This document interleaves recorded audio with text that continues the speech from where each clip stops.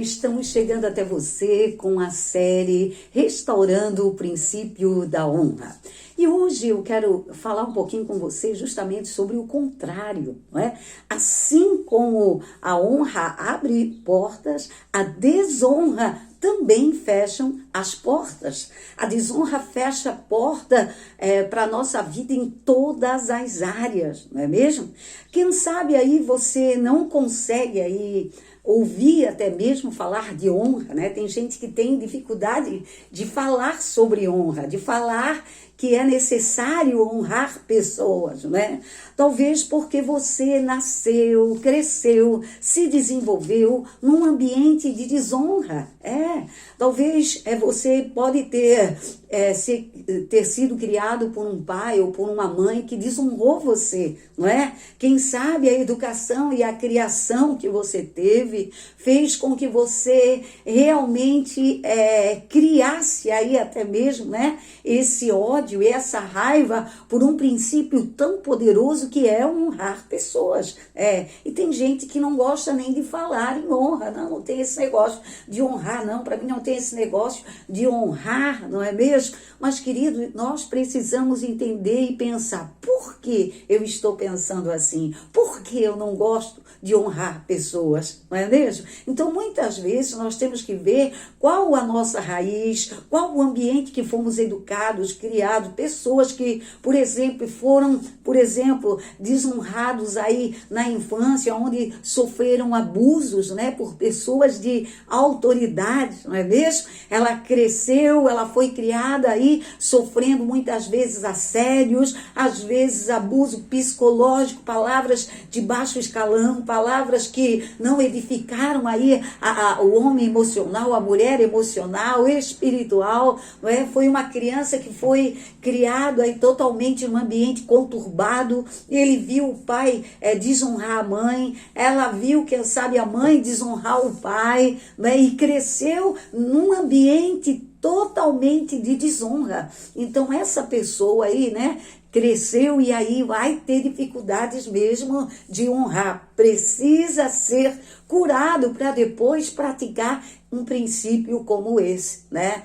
Então, a falta, olha só, de honra ou a desonra faz você perder muita coisa. Eu queria chamar a tua atenção. A desonra, por exemplo, aquele casamento que, quem sabe, muitos hoje já estão, quem sabe, no segundo ou terceiro casamento, perderam aí um cônjuge que era uma bênção e talvez a própria desonra fez com que isso acontecesse, não é? Pessoas que perderam aí um emprego especial, Deus até abriu portas, mas por causa da desonra, você não soube honrar, quem sabe aí, o teu líder, o chefe da empresa, não soube honrar os amigos, né?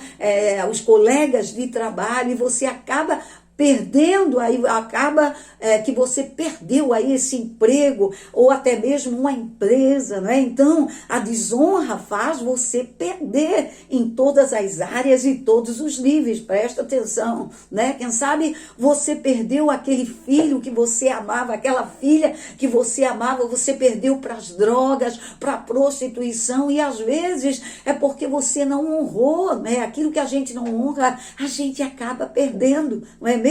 Então, tem pais e mães que, às vezes, tem a infância, não honram os filhos, não educam os filhos, têm dificuldade de demonstrar esse amor, esse carinho, e aí eles desonram e acabam perdendo aí seus filhos, as suas filhas. Mas eu quero dizer para você que ainda há tempo de resgatar. Eu tenho falado que a honra cura pessoas, a honra restaura relacionamentos, a honra restaura aí, quem sabe, casamentos, né? Relacionamento entre marido e mulher, pais e filhos, né? Querido, tanta coisa que a honra traz. Então, presta atenção. Eu não sei se eu falo com alguém que tem vivido aí nesse mundo de desonra. Nós sabemos que a nossa sociedade, ela aplaude ainda, não é? A desonra. Hoje, quando nós falamos aí para alguém que vamos honrar tal pessoa, a pessoa fica até constrangida. Por quê? Porque o normal e o natural na nossa sociedade é a desonra. Nós vemos aí, crianças que desonram os pais desde pequenos. Aí o que acontece? Eles saem do ambiente ali da casa, da família, não é? Eles vão lá para a escola e a desonra continua lá. Eles continuam desonrando os professores, eles desonram os diretores, né? Pessoas de autoridades, eles acabam desonrando na escola. Eles saem da escola, vão para um outro ambiente, o ambiente do trabalho, e a desonra continua. Eles continuam desonrando ali também, né? No trabalho, as pessoas de autoridade. Aí eles vão, assumem aí um relacionamento, eles casam e eles multiplicam esse comportamento de desonra no casamento. Eles desonram a esposa, ou desonra o esposo, aí tem os filhos, eles acabam desonrando. Então veja que é um comportamento que se repete. Aí vão frequentar, às vezes, não é, o meio eclesiástico.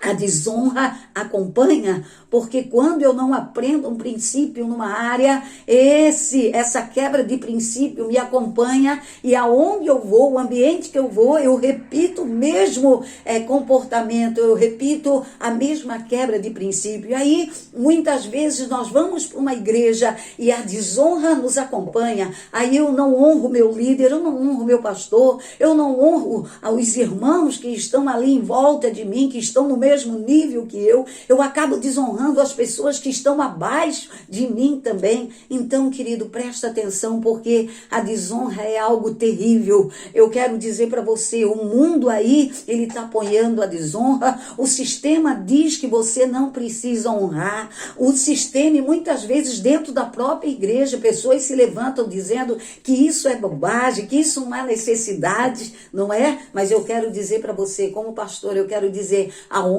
é um princípio do reino de Deus e nós precisamos atentar para esse princípio. Deus quer restaurar o princípio da honra dentro do seu reino, dentro da igreja dele, em nome de Jesus.